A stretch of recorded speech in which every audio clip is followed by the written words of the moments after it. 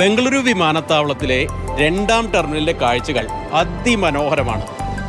ഒറ്റ വാക്കിൽ പറഞ്ഞാൽ അത്ഭുത ലോകം.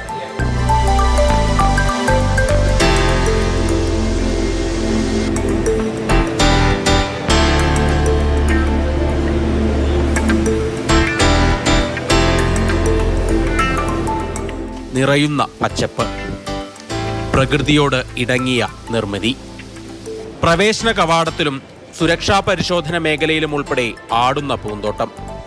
26,000 സ്ക്വയർ മീറ്റർ വിസ്തൃതിയുള്ള കെട്ടിടത്തിൽ 10,000 സ്ക്വയർ ഫീറ്ററും പച്ച പുതച്ചിരിക്കുന്നു.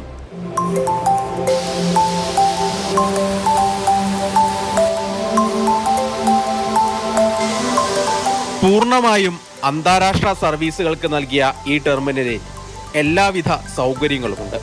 ഡ്യൂട്ടി ഫ്രീ ഷോപ്പുകളും അത്യാധുനിക ലോഞ്ചും യാത്രക്കാരെ ആകർഷിക്കും. ഇതിന് സമീപത്തായി തന്നെ ഒരു കൃത്രിമ വെള്ളച്ചാട്ടവും.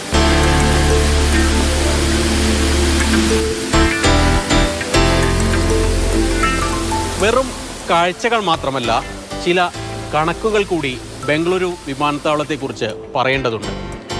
ഏറ്റവും പ്രധാനം, രാജ്യത്തെ ഏറ്റവും തിരക്കുള്ള 3ാമത്തെ വിമാനത്താവളമാണ് ബംഗളൂരു.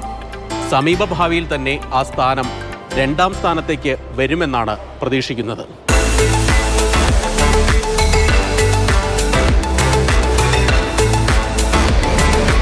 വൈകാതെ തന്നെ ടെർമിനൽ 2ന്റെ വിപുലീകരണവും 3ാം ടെർമിനൽ നിർമ്മാണവും തുടങ്ങും.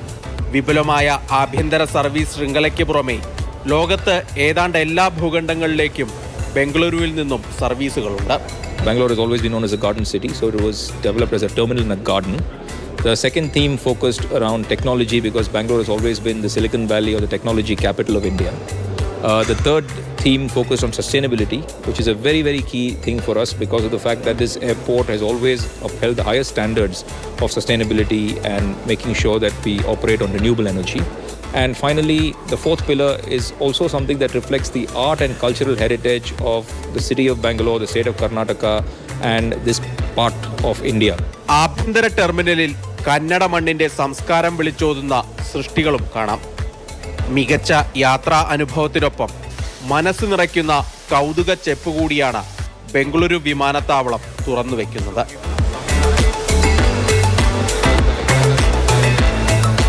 K B Sreedharan, Mathrubhumi news, Bengaluru.